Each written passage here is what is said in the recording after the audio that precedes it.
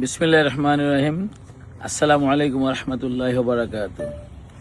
আপনারা নিশ্চয়ই জানেন আজকে ফরিদপুর 4-এর মনোনয়নপত্র বাছাইয়ের দিন ছিল। ইনশাল্লাহ আমরা সবাই উপস্থিত ছিলাম। আলহামদুলিল্লাহ, আল্লাহর পক্ষ থেকে যা হয় আমরা খুশি। আল্লাহ আমার জন্য যেটা করবে নিশ্চয়ই তার মধ্যে মঙ্গল রয়েছে। তাই যে কোনো কারণেই হোক, আমাদের স্বতন্ত্র প্রার্থী আমাদের প্রায় 5,000-এর কাছাকাছি সিগনেচার সাধারণ ভোটারের কাছ থেকে নেওয়ার কথা ছিল। আমি চেষ্টা করেছি সততার সহিত প্রতিটা ভোটারের বাড়ি বাড়ি গিয়ে আমার লোকজনের মাধ্যমে সিগনেচারগুলো সংগ্রহ করতে। আলহামদুলিল্লাহ আমরা সফল হয়েছি। কিন্তু আপনারা নিশ্চয়ই এবার জানেন যে যারা সিগনেচার দিয়েছে ওইখান থেকে 10 জনকে বাছাই করা হয়েছে এবং ওই 10 জনের বাসায় প্রশাসনের একটা টিম তারা ওই বাসায় গিয়ে সিগনেচার যাচাই করেছে। আসলে আমি স্বতন্ত্র প্রার্থী, সবাই জানেন, এবং ফরিদপুর 4-এর প্রতিটা জনগণ, প্রতিটা মানুষ আপনারা অবগত যে সবাই একটা চাপের মধ্যে থাকে। অনেকেই স্বতন্ত্র প্রার্থীর জন্য ওপেন হয় না, ভয়ে থাকে।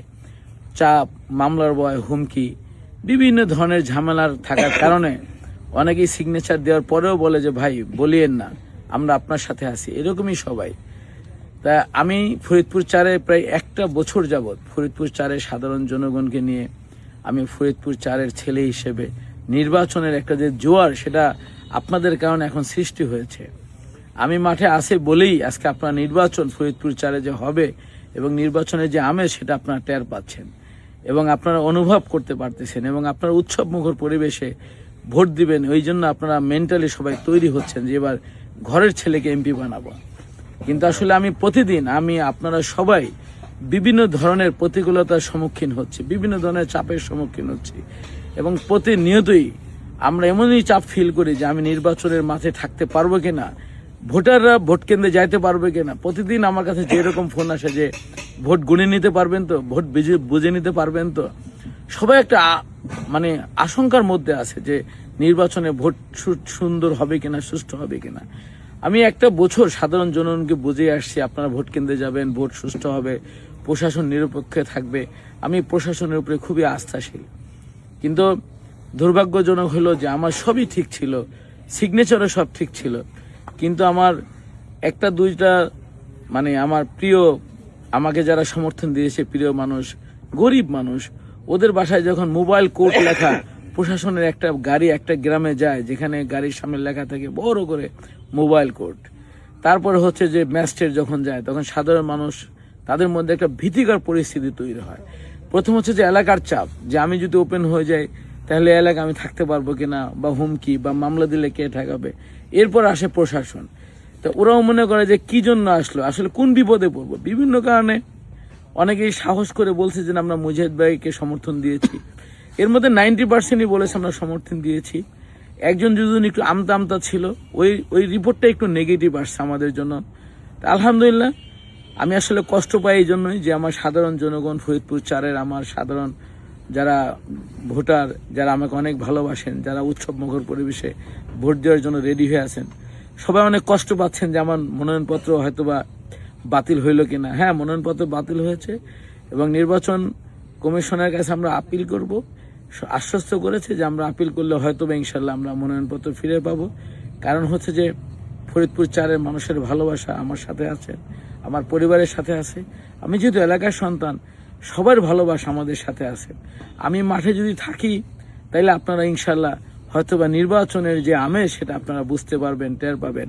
কিন্তু আল্লাহ না করুক যদি কোনো কারণে আমি মাঠ থেকে সরে যাই, তাহলে কিন্তু ফরিদপুর 4-এর যে নির্বাচন সেটা কিন্তু ম্লান হয়ে যাবে। ইনশাল্লাহ আল্লাহ উত্তম পরিকল্পনাকারী, নিশ্চয়ই আল্লাহ আমাদের উত্তম ফল দিবেন। নিশ্চয়ই ফরিদপুর 4-এর সাধারণ জনগণের ভালোবাসা জিতে যাবে এই এলাকার মানুষের ভালোবাসার শক্তি জয় হবে ফরিদপুর 4-এর। আপনারা গুজবে কান দিবেন না। 3 দিন আগেও এরকম গুজব ছড়ানো হয়েছে যে সদরপুর থেকে 3-4 জনের সিগনেচার নাকি ভুল দিয়েছে। এরকম মিথ্যা গুজব ছড়ানো হচ্ছে মানুষের মধ্যে। তো এই গুজবগুলোতে আপনারা কান দিবেন না। আমি স্পষ্ট করে আবার বলে দিতে চাই যে আমি একটা স্বতন্ত্র প্রার্থী, যার 90% ঠিক ছিল, সিগনেচারও ঠিক ছিল। ইভেন যার সিগনেচার সে একটু আমতা করেছে, ওই লোকটাও আমার সাথে ছিল নির্বাচনের আজকে মনোনয়নপত্র বাছাইতে। কিন্তু বাছাইতে থাকার ফলেও ওইখানে যেহেতু কাজ হবে না, ইনশাল্লাহ অ্যাপিলের মাধ্যমে আমরা ফরিদপুর 4-এর জনগণের ভালোবাসার যে শক্তি সেটা আমরা ফিরে পাবো। আমরা নির্বাচনের মাঠে আরো বেশি শক্তি নিয়ে আসবো, আপনাদের শক্তি নিয়ে আমরা নির্বাচনের মাঠে আসবো ইনশাল্লাহ। সবার ভালোবাসা নিয়ে, সমস্ত দলের, সমস্ত মতের, সমস্ত মানুষের ভালোবাসা নিয়ে আমরা ইনশাল্লাহ এবার জয়লাভ করব। আপনারা কেউ নিরাশ হবেন না, কেউ নিরাশ হবেন না, কেউ নিরাশ হবেন না, গুজবে কান দিবেন না। আমরা খুব দ্রুত অ্যাপিলে যাচ্ছি। অ্যাপিলের মাধ্যমে মাননীয় নির্বাচন কমিশনার ওখান থেকে ইনশাল্লাহ আমরা ভালো রেজাল্ট পাবো। আপনারা আশ্বস্ত থাকতে পারেন যে আমরা হাল ছেড়ে দিব না। আমরা এই যুদ্ধে নেমেছি, এই যুদ্ধে আমরা শেষ পর্যন্ত লড়ে যাব, শেষ পর্যন্ত দেখে যাব। নিশ্চয়ই সেটা হবে সততার মাধ্যমে, ন্যায়ের মাধ্যমে, ইনসাফের মাধ্যমে, মানুষকে ভালোবাসার মাধ্যমে। আমি কোনো প্রার্থী অথবা কাউকে নিয়ে খোঁচাখুচি করা পছন্দ করি না, করিও না। কিন্তু আমি একটা প্রার্থী, আমাকে নিয়ে সবাই কেন যেন একটা টেনশনে থাকেন, কেন যেন আমাকে নিয়ে তাদের অনেক বেশি মাখামাখি। আলহামদুলিল্লাহ আপনাদের ভালোবাসা থাকার কারণে আজ পর্যন্ত আমরা টিকে আছি। মনোনয়নপত্র জমা দিয়েছি, সরকার বাছাইও করেছে। হয়তোবা কোনো একটা কারণে আমাকে বাতিল বলে গণ্য করেছে। ইনশাল্লাহ আমরা অ্যাপিলের মাধ্যমে আমরা ফিরে পাবো। আপনাদেরকে আবারও আশ্বস্ত করতে চাই, আপনারা ভোটের মাঠে থাকুন। আমরা ইনশাল্লাহ আল্লাহ চাহে তো ফিরে আসবো, আরো বেশি শক্তি নিয়ে আপনাদেরকে নিয়ে মাঠে নামবো এবং আমরা আপনাদের শক্তি নিয়ে বিজয় লাভ করব। গুজবে কান দিবেন না, কোনো গুজবে কান দিবেন না, কোনো গুজবে কান দিবেন না। আমার খুবই সামান্য একটা সিগনেচারের কারণে, একটা কি দুটো সিগনেচারের কারণে, খুবই সামান্য, এবং ওই যারা সিগনেচার দিয়েছে তারাও আমার সাথে ছিল, তারাও তাদের ভুল বুঝতে পেরেছে, তারা ভয়ের কথা বলেছে, তারা তাদের আশঙ্কার কথা বলেছে। ইনশাল্লাহ আমরা অ্যাপিলের মাধ্যমে ফিরে পাবো। আপনাদের সবাইকে ধন্যবাদ। কেউ মন খারাপ করবেন না, আল্লাহর পক্ষ থেকে যা হয় সবাই আলহামদুলিল্লাহ, এর উপরে কেউ মন খারাপ করবেন না। সমস্ত ডিসিশন আল্লাহর পক্ষ থেকে হয়। আমি সমস্ত ডিসিশনের জন্য আলহামদুলিল্লাহ, আলহামদুলিল্লাহ, আমার কোনো সমস্যা নেই যতক্ষণ পর্যন্ত আমার আল্লাহ আমাকে সাহায্য করবেন। আসসালামু আলাইকুম ওয়া রাহমাতুল্লাহি ওয়া বারাকাতুহু।